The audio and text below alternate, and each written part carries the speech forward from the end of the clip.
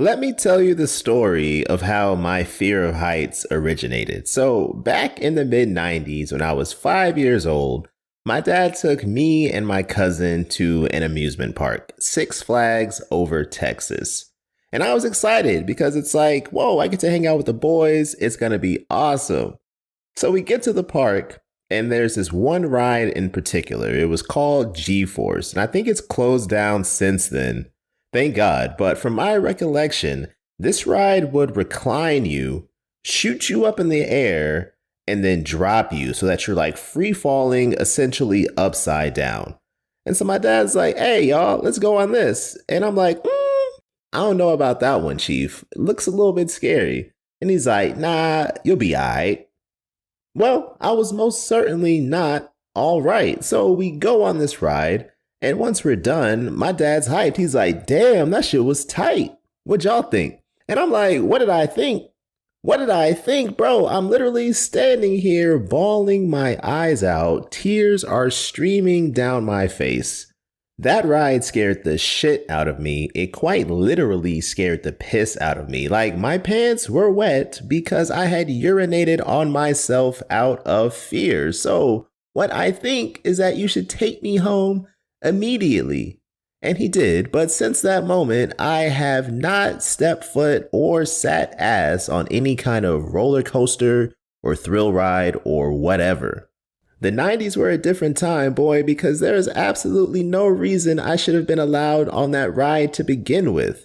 But a few years ago, my wife says to me like, hey, it'd be cool if you took the kids to Six Flags one of these days. I think that'd be pretty fun. We can make a day out of it, be like a family bonding experience, blah, blah, blah. And I'm like, the fuck? I've told you this story. You know I am terrified of heights. Why would I want to go to Six Flags? Talking about family bonding, we got family bonding at home. And she's like, well, you don't have to ride any of the roller coasters or whatever. If you're scared, you can just wait for us, like hold our bags while we go. And I'm like, the fuck? You want me to like drive an hour plus, pay $70 for admission in the Texas heat in the summertime just to stand there and hold y'all's bags? What do I look like? You know who you married. There is no way that is happening. I'm sorry, but y'all got it. I'm gonna stay my ass at home, piss free, hopefully. But all that to say, when I was watching one of the stories in this film that we're discussing today, I was stressing, bro. I'm Brandon O. This is Terrorific, and we're chopping up 1985's Cat's Eye.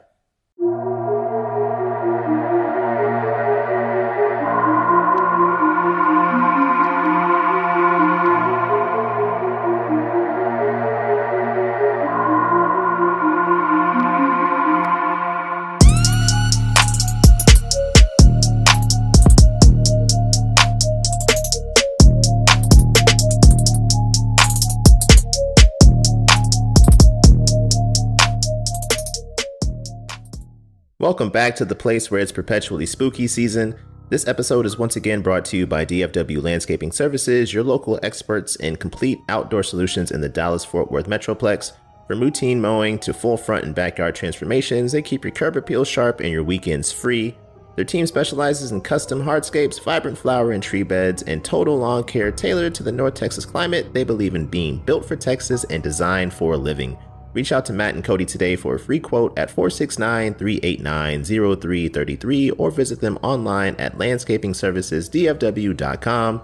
Once again, that's 469-389-0333. Let's build something great together. This season is all about breaking down the horror film adaptations of the works of Stephen King.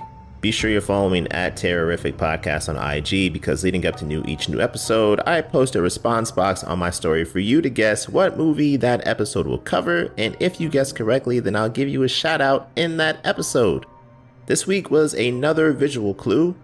I posted half of the face of a dark gray cat with a menacing yellow eye, and I was trying to misdirect people into guessing Pet Sematary, which someone did fall for that trap. And Sleepwalkers was another common guess with its army of cats, which I actually haven't yet seen that film, so I'll add it to the list.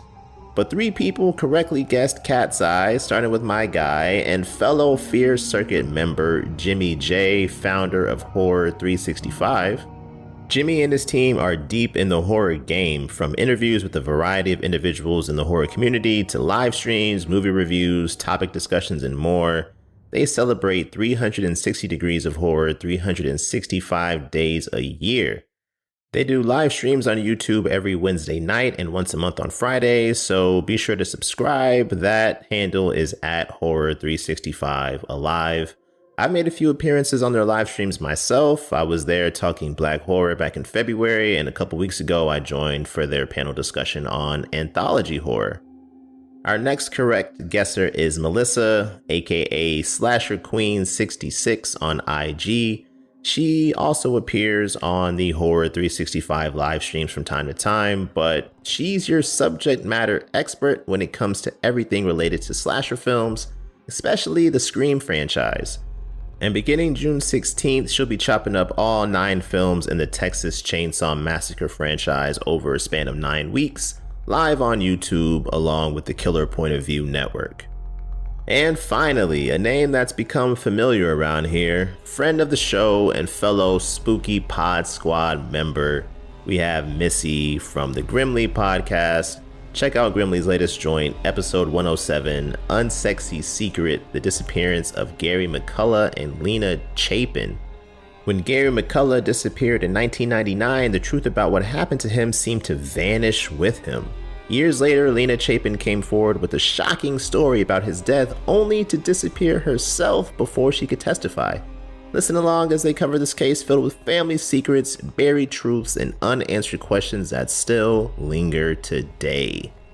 Alright, that brings us to the end of Roll Call, so let's get into Cat's Eye. This anthology film was directed by Louis Teague, who also helmed 1983's Cujo, and it was written by Stephen King himself. It's comprised of 3 segments: Quitters Inc., The Ledge, and General. General was written specifically for this film, but the first 2 are adaptations of short stories of the same names from Night Shift, King's very first published collection of short stories back in 1978. Other notable short stories from Night Shift that have been adapted to film include The Children of the Corn, The Boogeyman, and Trucks, which you may recall from earlier this season when we discussed Maximum Overdrive. The cast of Cat's Eye includes a young Drew Barrymore as Amanda, starring in her second King adaptation after 1984's Firestarter, James Woods as Dick Morrison, Alan King as Dr. Vinnie Donati, Robert Hayes as Johnny Norris, and Kenneth McMillan as Kressner. Cat's Eye had a budget of about $7 million and grossed about $13 million worldwide, and was nominated for Best Film at the 1987 International Fantasy Film Awards. It holds an average rating of 3.2 on Letterboxd, and I rated it a 3 myself. I could tell that the special effects had to have been cutting edge at that time, and watching The Ledge legitimately made me feel uncomfortable, because I do not fuck with heights, goddammit. But Cat's Eye opens with a cat being chased by a big-ass Saint Bernard, and they end up running into the street in front of a 2-tone red and white 1958 Plymouth Fury. So the St. Bernard, of course, is a nod to Cujo, and this Plymouth Fury is a nod to Christine. And if there's any doubt about that, the car has a bumper sticker saying, "Watch out for me, I'm pure evil, I'm Christine." So this, right out of the gate, we have 2 Easter eggs from prior Stephen King stories. And I have thoughts on this, but I'll wait a little bit to expand upon them because there are more Easter eggs to come. But the cat is able to evade Cujo by hiding underneath another car and slipping out the backside while Cujo tries to get it from the front. And it ends up in the back of a truck that is loading tobacco products. It gets sealed in there and transported to the heart of NYC. And while it's strolling around the streets of the city, it sees a mannequin through a department store window, and this mannequin morphs or materializes into a little girl who is asking for help. And the cat's like, "All right, bet, I got you. I'll come to you." But before he can continue his journey, he is captured and taken into a building across the street. And this building is the offices of Quitters Inc., which is where we begin our first segment. Sitting outside in the car in front of Quitters Inc., we have Dick Morrison, and his friend slash coworker is telling him like, hey, if you're trying to quit smoking, Quitters Inc. is the place to go. They have a 100% success rate, or at least nobody in their program ever smokes again. And I've been through it myself, so check it out. And Dick's like, all right, I guess. And he walks into the offices. And while he's sitting in the waiting room filling out his intake forms, he sees another dude in there who's crying and just in total shambles.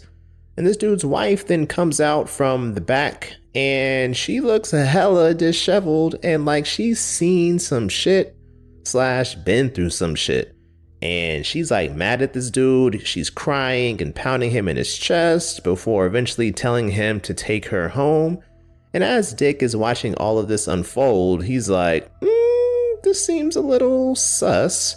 And this dude tells Dick as he's walking out that he's been a smoker for a very long time and it is very hard to quit. And all this causes Dick to get cold feet. So he walks back up to the receptionist and tells her that he's changed his mind. Then he turns to leave. But before he can get too far, the boss man emerges from the back, Dr. Donati, and he's like, hello, come with me, sir, and takes him to the back into his office before Dick can get out of there.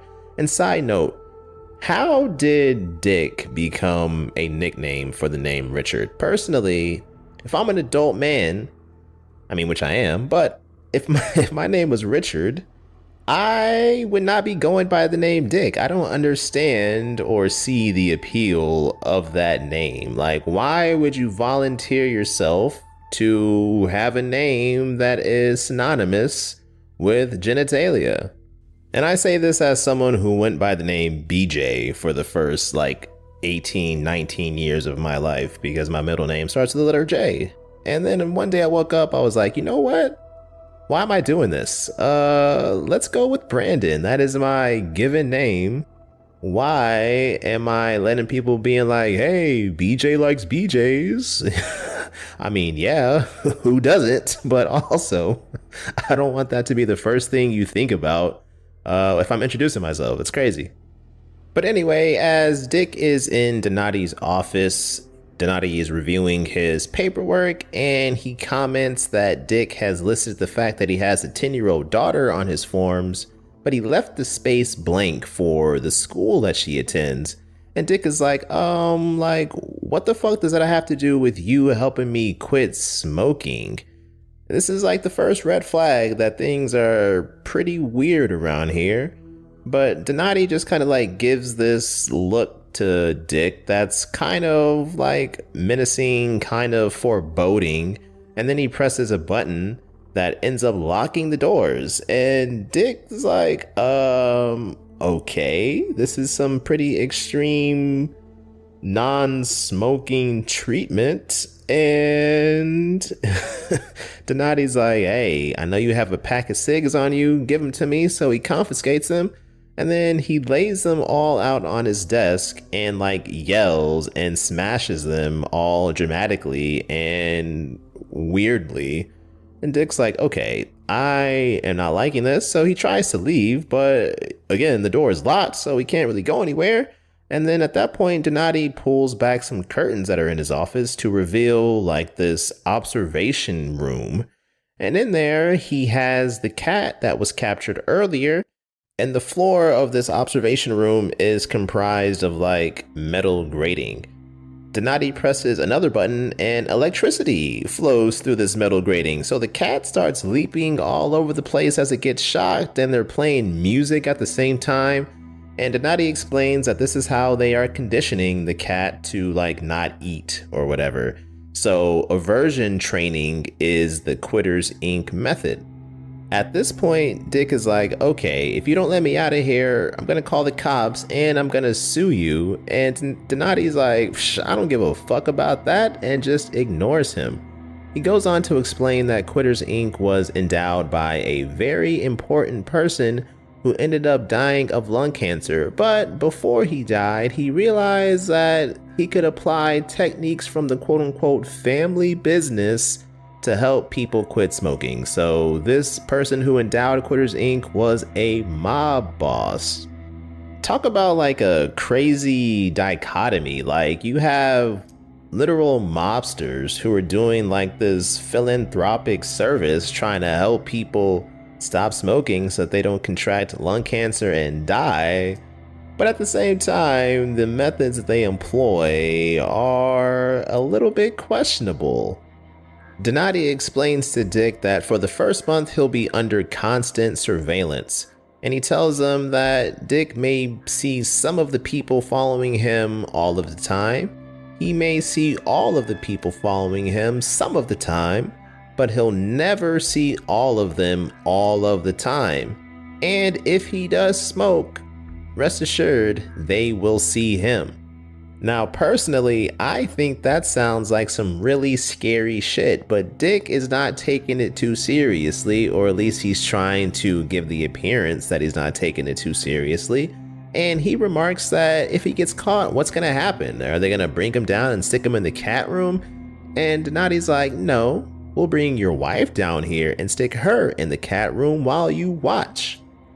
Big yikes. But now this makes sense why the dude in the waiting room was crying and why his wife was all fucked up looking, because she was in the cat room getting her shit shot. And frankly, I don't think her crash out was extreme enough. Yeah, she was yelling at him and beating on his chest and shit, but she should have like went off on this dude, bro. Like, how you gonna have me out here getting tortured because you want to poison yourself? That is absolutely insane and grounds for immediate divorce, in my opinion. But hey, you know, maybe she's a stronger soldier than I am. But Donati tells Dick that the first offense, his wife will get shocked just enough to hurt. On the second offense, Dick's daughter will get around in the cat room. And on the third offense, which is absolutely insane, Donati will send someone to rape Dick's wife. What the actual fuck? And on the fourth offense, Dick will catch a bullet to the brain, a point that Donati drives home by flashing his pistol. And he says that only 2% of clients have ever reached this point. So that guarantee about every client never smoking again, I mean, he wasn't lying. But man, I really hope that 2% were like unmarried or not in a relationship, because if you are forewarned what's going to happen to your spouse if you hit that third offense and you still smoke, that is absolutely insanely fucked up. But this is also a notable departure from the source material. I guess they needed to like punch things up for the screenplay or whatever, which I think there are other ways to punch things up besides committing violence or threatening violence against women. But in the short story, the first infraction results in non-fatal electric shocks of increasing intensity to Cindy, who is Dick's wife. So that's unchanged in the movie. Here's where we start to get our departure, because the second infraction results in shocks to Dick, and then the third results in shocks to both Cindy and Dick. A fourth infraction would involve beatings to their kid, and subsequent infractions from there would result in more trips to the shock room with a higher voltage and more painful beatings of the kid and the wife. And after the ninth infraction, the kid's arms would be broken. And finally, if Dick commits a 10th infraction, he would be shot dead. But later that evening, Dick returns home and he's sitting in his recliner watching a movie on TV.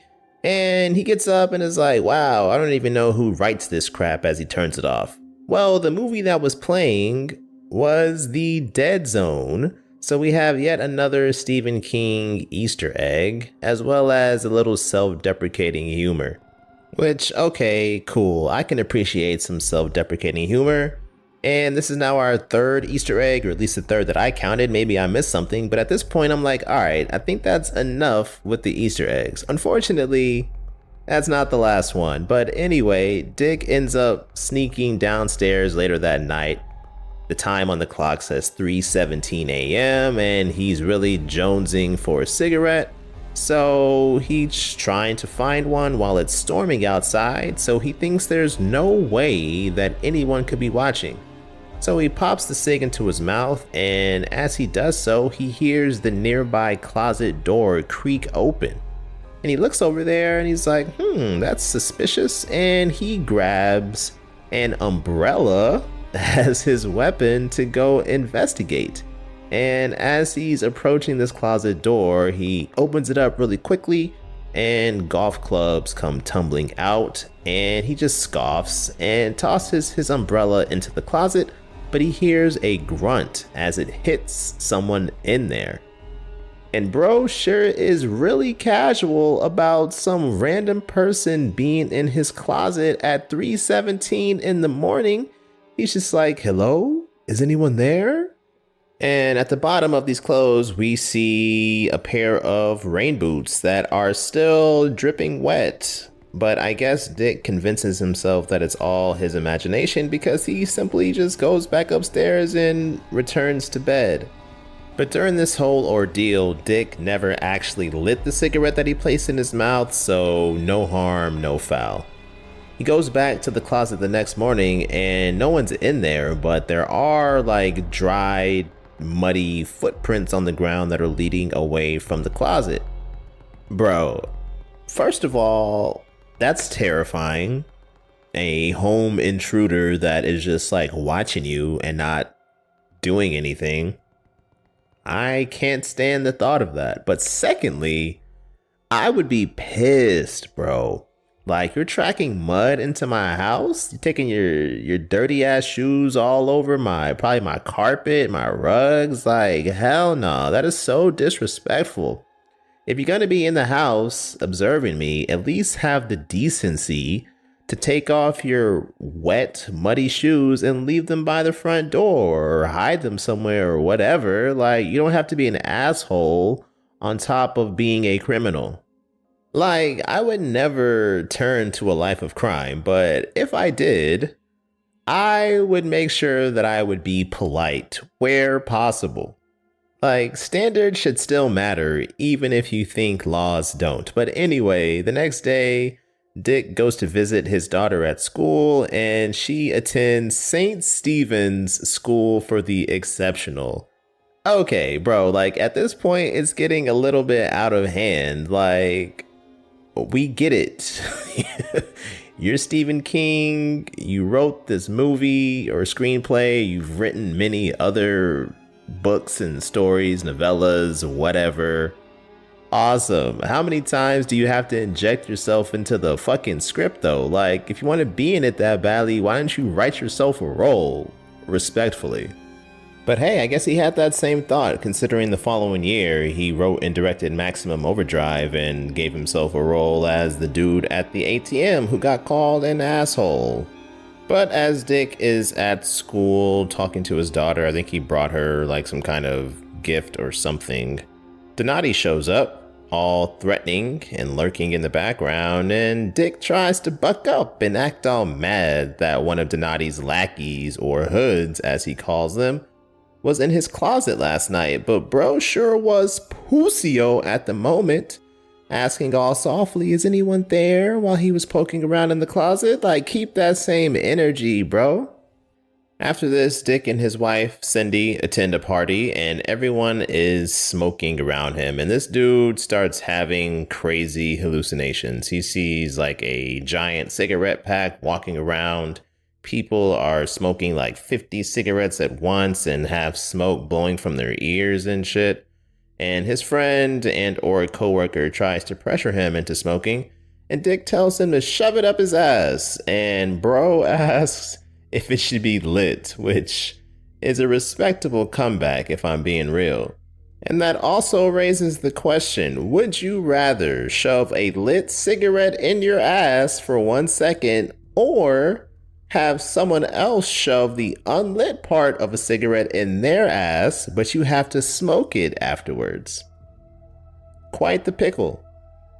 I mean, if Twitter is any indication of society, everyone seems to eat ass these days anyway. But me personally, I'm not gonna be smoking an ass cigarette. So if I gotta burn my shit for 1 second, so be it.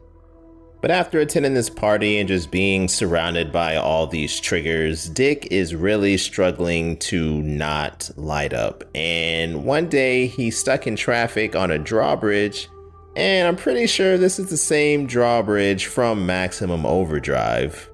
Or I guess Maximum Overdrive reused this drawbridge the next year? I don't know, but it looked very familiar to me.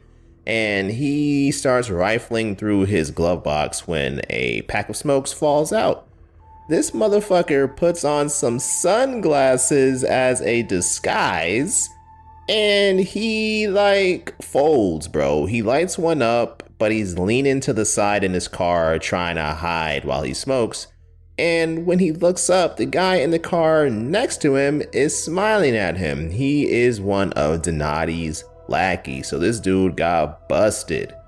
So he starts freaking out and hurries home, and when he gets there, there's an unattended skillet that's burning on the stove, and then the phone rings and it's Donati telling him to head on down to his office at 5 p.m. Dick pulls up to the Quitters Inc. offices, and Cindy is in the cat room. Dick does try to fight back and break her out, but he gets washed, and in the scuffle, the cat that's been in the carrier sitting on Donati's desk, the carrier gets knocked over to the ground, opens, and the cat is able to escape. Dick is then held at gunpoint by one of Donati's dudes and forced to watch Cindy dance around as she is shocked. Now Dick finds himself in the same position as the dude in the waiting room when he first arrived to Quitters Inc. So he's sitting there and Cindy comes out and Dick explains everything to her and she hugs this dude. And honestly, I don't know if I would be so quick to forgive or understand. Like, you knew this shit was real because you had seen someone in the house, seen footprints in the house. You knew that you were being surveilled, and yet you still couldn't keep it together for my sake and put me in danger, put me through this kind of torture. Nah, we would have to have a serious conversation that would probably lead to divorce. But I guess Cindy made the right call in being understanding or whatever, because Dick doesn't slip up again. He returns to the offices 6 months later because Quitters Inc. apparently offers multiple services, and so he is there for a weigh-in. In the 6 months since he's given up smoking, Dick has gained 8 pounds, so Donati tells him that he's setting a max weight limit of 165. Dick laughs and asks, like, what happens if he goes over? Will Donati send someone to his house with a flamethrower? And Donati laughs and he's like, no, I'll send someone over to cut off your wife's pinky. And they're just like, haha, LOL, cool. Dick doesn't take it seriously, but bro, like, did you not remember like what's happened over the past 6 months? Do you not remember people coming into your house? Do you not remember your wife being in a cage, being electrocuted? Like, why would you not take this seriously? Later on, Dick and Cindy go to dinner with another couple. I think it was the same guy from the beginning of the segment that dropped Dick off at Quitters Inc. and like put him on to the whole program or whatever. And they end up having a toast, and the other wife raises her glass, and that's when Dick notices that she is missing her pinky. Bruh. We really need to talk about how forgiving and understanding the women in this story are. Like, okay, I understand it's the 80s, so maybe being forgiving and understanding was out of necessity because the husband is the breadwinner, perhaps, and so they can't afford to divorce them. But if that were me, fuck all that. Like, I would rather be homeless than live in a constant state of fear and paranoia that at any moment, if my spouse can't keep themselves disciplined or whatever the case may be, that I can end up being maimed. Like, there's only so many pinkies a person has. After those are gone, then what? You cutting off the rest of the other 8 fingers? You gonna move to the toes? You gonna do something even worse? I mean, they already threatened some other heinous shit. Where does it end? That shit's crazy. And as the husband, like, what are you doing, bro? Like, you already know that shit is serious. And not only that, you're Dick's friend who has seen his wife's pinky be removed to then recommend this same program to Dick afterwards. That's an asshole move too. Like, what kind of friend are you? Like, hey buddy, I'm gonna put your family at risk despite knowing that there's a lot of fucked up shit that could happen if you can't keep your shit together and you're an addict. So the odds are you're gonna have trouble keeping your shit together. With friends like that, who needs enemies?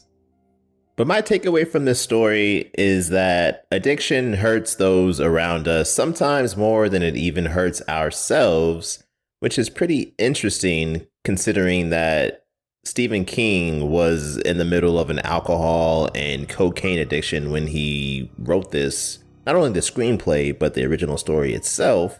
So that seems to demonstrate a certain sense of self-awareness that he knew that he might have been causing harm to those closest to him, but I guess was just unable to break out of the cycle, which is tough. But after escaping from the Quitters Inc. offices, the cat is back wandering the streets and has made its way to Atlantic City. And once there, it sees a row of TVs playing a cat food commercial starring a little girl, and that same little girl whose face materialized over the mannequin earlier now materializes again, telling the cat that, quote, "It's still looking for me. You've got to get back and find it. You're my only chance." Real Princess Leia, Obi-Wan Kenobi, you're my only hope vibes here. We then cut to a man named Mr. Kressner who's at a casino and he seems like a big wig. He exits the casino to head to his car, and as his driver opens the door for him, he asks if some dude named Ducky has eyes on his wife and her friend, quote unquote. And the driver tells Kressner that Ducky does indeed have eyes on them. He is trailing Kressner's wife and this dude that he describes as like a tennis guy as they travel in a white Mustang convertible. It's definitely insinuated that Kressner's wife has been getting her back blown out by this tennis dude. But before he leaves, Kressner and a couple of his friends, one of whom is a business associate named Richard and the other is Richard's wife, they see our well-traveled cat struggling to cross the busy intersection, and Kressner bets Richard that the cat can make it safely across, and they put $2,000 on the wager. Kressner is like a gambling addict. He loves high stakes bets, and Richard takes that bet. And so Richard starts like trying to beckon to the cat to come on over and hoping that it gets hit. And his wife joins in too, and he's like, "Oh, so if there's $2,000 on the line, suddenly you're on my team, huh?" And she's like, "Hell yeah, let's get this fucking paper, my boy." What a couple of assholes. Well, the cat ends up making it across, but in the process causes like a 10-car pileup. But as a reward for getting $2,000 in his pocket, Kressner takes this kitty home. And I have a feeling this is the first time in a while that Kressner has taken some kitty home that he didn't have to pay for. But Mrs. Kressner, or Marcia, and her tennis man Johnny are at the bus station preparing to run away together because they are in love. But Johnny decides not to board the bus yet because he says he needs to go to the bank in the morning to withdraw some cash so that he and Marcia can start their new life together, which I do not understand in the slightest. Like, who are you banking with, bro? There's only one single branch in existence that you can withdraw from. You can't just go to an ATM somewhere? You know, you're in Atlantic City. I think they were heading to New York City. You're telling me there's no other way for you to get cash besides going in person to this one specific branch, even though you're on the lam because you are having an affair with the wife of a crime boss. Marcia tells Johnny that Kressner is dangerous, but Johnny thinks he has everything under control. I guess playing tennis makes him able to combat mob bosses. You know, I've never played tennis, so maybe it has some skills that prepare you for life that I am not privy to, but whatever. But Marcia boards the bus and takes off, and Johnny heads back to his car with a little hop in his step. He's feeling good and excited because in the morning he gets to run away with the love of his life. But when he gets to his car, there is another car parked behind him that appears to be changing a flat tire, and they have a little bit of an altercation. And it turns out that these guys are plainclothes cops that are on Kressner's payroll. And after roughing up Johnny a little bit, they cuff him, throw him in the back of the car, and drive over to Kressner's penthouse apartment. And look, I get that you can't control who you love and who you fall in love with, but at the same time, you can make smarter decisions. If you fall in love with the wife of a crime boss, it's probably not advisable to continue that relationship. I finished The Sopranos recently, and I remember that storyline where that one random dude fell in love with Carmela for a few episodes, but when he realized who she was and who her husband was, he was like, fuck that, and we never saw his ass again. Hell, there was even another guy that fell in love with Carmela. What was his name? Furio. This dude moved back to Italy in order to avoid any entanglements, bro. Smart moves here. Johnny, however, is dumb as fucking rocks.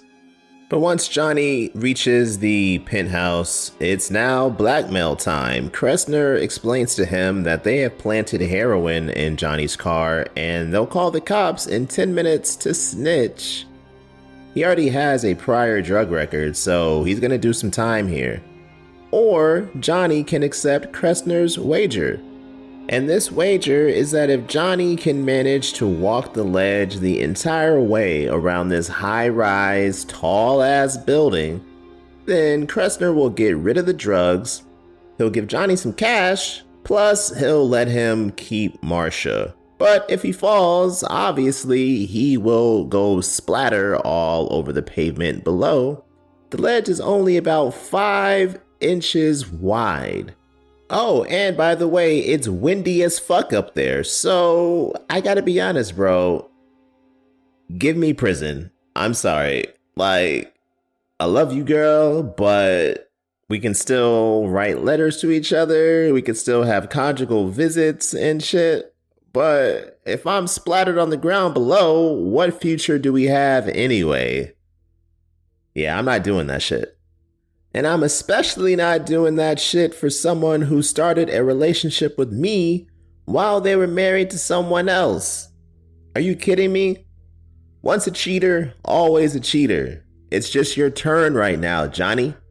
But Marcia has this dude's nose wide open. I don't know what kind of voodoo she did. She put that thing on him, something fierce. I guess she was like eating his ass while cradling the balls and shit, hit him with that rusty trombone. You know, hey, real talk though, I do have a friend. He was dating a girl. He was dating a girl who like rented out a hotel room for him one night and said, hey, you know, go wash up real well. And she ate his ass, bro. Hit him with that rusty trombone. And he proposed 3 months later. So I do have verifiable evidence that rusty trombones lead to fruitful marriages. So I guess that's what Johnny was envisioning at this moment. And so he asked Kressner, like, hey, have you ever welched on your beds before? And Kressner, being a crime boss, is apparently also super trustworthy because he's like, nah, I never welched on anything a day in my life, bro. So Johnny's like, all right, well, let's do it. And he makes his way out onto the ledge. And as he traverses this terrain, dude is faced with some obstacles. He has like pigeons flying in his face.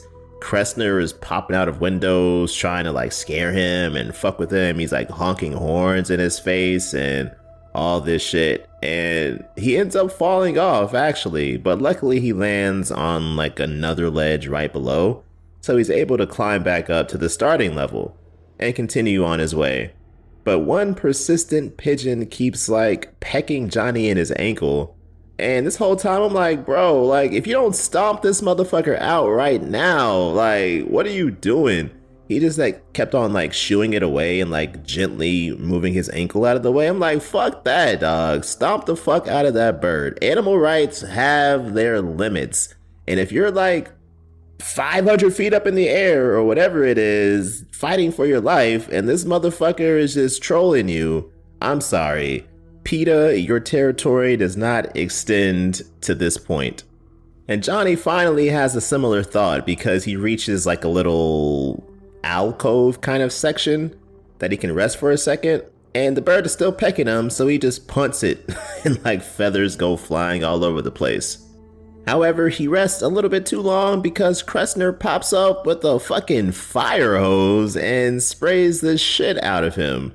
Like, what kind of sadistic shit is this? And where is he getting all of these props from? Like, does he just have a collection of like absurd psychological torture devices to fuck with people on this ledge? Like, Kressner has some issues, bro. But Johnny ends up climbing onto the letters that are adorning the side of the building. And as he's trying to make his way across, one of them comes loose and falls over. And so he's like holding on, dangling over the ground or whatever, high up and shit. And this dude ends up grabbing onto like a loose electrical cable to keep from falling, somehow doesn't get electrocuted despite, you know, holding this live wire and being drenched from being sprayed with the water hose. But okay. Not only that, this dude is doing all this shit while wearing a pair of loafers, bro. Like, he didn't even kick his shoes off first and go barefoot. He is climbing on this ledge, trying to scale his way back up with these slipping and sliding ass shoes on. And bro, I was stressing the fuck out during this scene. Like, he legitimately seemed like he was high up in the air. And I was like, nope, I could not handle that. But Johnny does successfully manage to climb his way back up to the ledge and continue his walk. And he ends up reaching the end, getting back inside the penthouse. And that's when Kressner presents him with a bag. He says he never welches on his bets, but that also he is an extremely poor loser. So he kicks the bag over and a bunch of money spills out along with something extra, Marsha's head. And upon realizing that he'll never receive another rusty trombone from Marsha ever again, Johnny snaps and attacks Kressner, who apparently is built like a pussyo because he cries for his lackey Albert to come help him.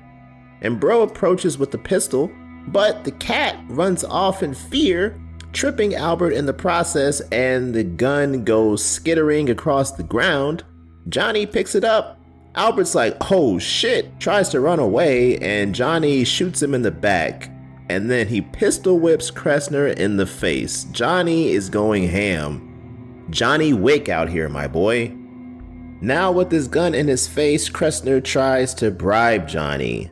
He's like, I'll give you $1 million, I'll give you $2 million, but Johnny's like, nah, I got something else in mind. Let's make a little wager. And now it's your turn to walk the ledge. And so Kressner climbs out there, and he's like, wait, I'll give you $5 million, please don't do this to me. He's like begging at this point. And Johnny's like, hey, you better hurry the fuck up, and like shoots the ledge next to him, like the ground or whatever. And so Kressner starts his walk. That persistent pigeon returns again and starts pestering and pecking at Kressner's ankle this time. And when Kressner goes to kick it, he loses his balance and falls. Adios, fuckface. And I think this segment also deals with like addiction. So the message I took away from it is that gambling is bad. Being addicted to gambling is bad. First, don't gamble by being a mob boss's wife's side piece. Secondly, don't gamble by playing sadistic mind games instead of just like fucking taking people out. Had Kressner just killed Johnny straight up the same way he just killed Marsha straight up, his ass would have been fine, and he could have kept on tormenting other people. And to Johnny, good luck with your new addiction. I hope he was able to find somebody else who had a taste for man butt. After escaping from the penthouse, the cat hops on a freight train and ends up in Wilmington, North Carolina. Once off the train, it hitchhikes its way in the back of a pickup truck to a neighborhood, and there it sees a little girl in the driveway of a home washing a car with her dad, and this is the same girl that the cat has been seeing throughout the movie. Her name is Amanda, and she wants to adopt him and names him General, but her mom is like, nah, I'm good on that. We're not taking in any fucking street cat. But Amanda keeps letting General into the house at night because she's having bad dreams about some kind of monster that lives in her bedroom wall. Her dad tells Amanda that he'll try to convince mom to let her keep the cat, and it seems like his plan is to use his penis in order to accomplish this. So they are laying in bed one night and mom is reading Pet Sematary in bed. And at this point, after yet another Easter egg, after yet another reference to his prior works, this really just felt masturbatory. Like, I'm a huge Stephen King fan, obviously. I'm doing an entire season over 6 months for this shit. I have a copy of Pet Sematary downstairs in my office, but bro, we don't need to see every single opportunity taken for a chance to reference another book, another story. Damn. But Amanda's dad gets mom to close the book and he's trying to lay that pipe. He suddenly slips in there, hey, maybe we can revisit this whole cat thing. And she's like, nah, I'm good on that shit. Sorry, bro. Looks like you should have asked Marsha for some tips. But as the parents are doing their thing, we go to Amanda's room and she's asleep. And the creature that she's been so afraid of emerges from her wall, and it's this tiny little troll. Amanda has a standing bird cage in her room where she keeps her pet parakeet, and the troll climbs it and enters the cage and absolutely fucks that bird up. After it's done there, the troll then climbs onto Amanda's chest while she's sleeping and pinches her nostrils shut. Which is ironic because earlier, Amanda's dad had jokingly said that cats like to steal little kids' breath by sitting on their chest. And while this troll is sitting there, Lil Bro pulls out a cute little dagger, but General climbs up the tree by Amanda's window and comes in, hissing to scare the troll off. Mans then throws the dagger at General and catches him like in his shoulder area. And the kitty runs off and knocks over the birdcage in the process, which wakes everyone up.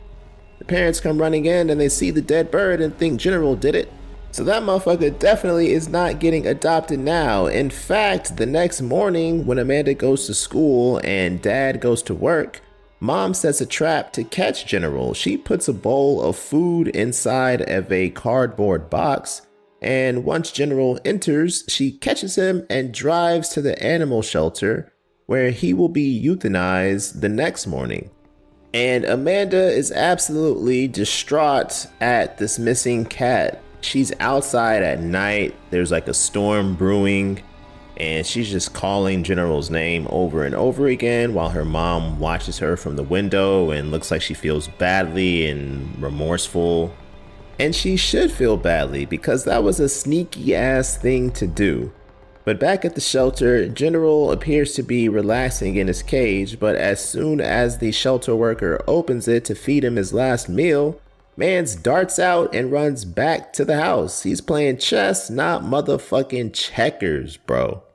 The troll comes back out of its hiding place while Amanda is asleep and sticks a wedge in the bottom of the bedroom door to prevent the parents from being able to open it, and climbs back onto Amanda's chest and starts magically stealing her breath.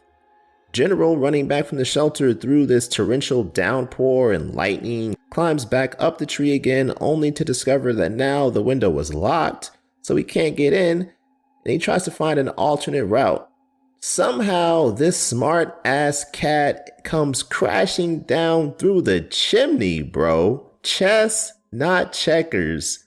Side note, who the fuck has a chimney in their bedroom, especially a little kid? That seems hazardous. I have questions about that. You know, I'm not one to judge anyone's parenting style, but I feel like a young kid, like a 6, 7, 8-year-old kid, might try to climb in that chimney at night or whatever when they think their parents aren't around to catch them. But hey, you know, to each their own.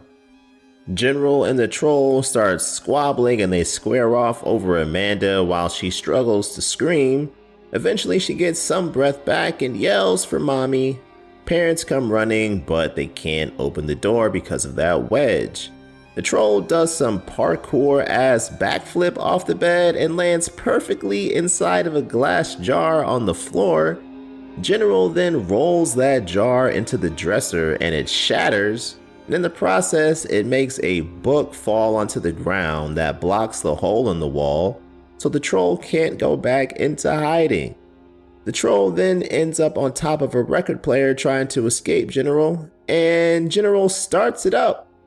And the song that plays is Every Breath You Take by The Police. Really on the nose there. And Amanda is egging General on. She's like, yeah, get him, let's go. And it's like telling him to play the music faster. And this motherfucker actually presses the switch to speed up the record. So now the troll is spinning round and around faster and faster until eventually it flies off into the box fan on the ground and gets disintegrated.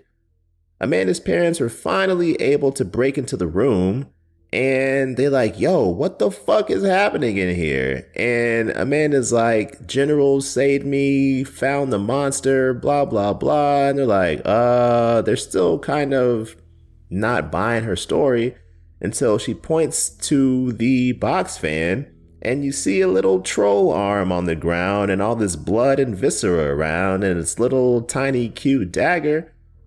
And Amanda also points out the hole in the wall saying, hey, here's where it came from. And they're like, oh, shit. Okay, I guess you had a point here, girly. Sorry about that. But by the way, please don't tell any of your friends at school about what happened. And Amanda agrees under the condition that she can keep General and have him sleep in bed with her. Blackmail at age 7. This kid is going places, dog. And now they're treating General like a king. They serve this man a gourmet meal. It looked like Branzino. Like, bro is living life, dog. And General ends up climbing on Amanda while she's asleep in bed with her parents and crawls right up to her face. And there's like a momentary second where you think that, oh, is he gonna steal her breath? But he just gives her a couple of licks and she opens her eyes, smiles, gives him a hug, and the movie ends. How adorable. And the message I took away from this is believe kids, and also cats are the real MVPs. I'm a cat owner myself. I have 2. And yeah, cats are dope. So shout out General, the true hero of this story. And I wonder if his name really was inspired by Star Wars and that whole Obi-Wan Kenobi, you're my only hope line, because Obi-Wan was a general in the Jedi Army or the Clone Wars, whatever the fuck. I'm not that deep in Star Wars lore, but that's all for me. Don't forget to subscribe to Terrorific on your listening platform of choice and or YouTube. Don't forget to follow the show on Instagram. That handle is at Terrorific Podcast. And please leave a review, hopefully 5 stars, if you enjoyed your time here. All these things help the show continue to grow. I'll see you in 2 weeks for the next Stephen King adaptation breakdown. But in the meantime, remember, always keep it spooky.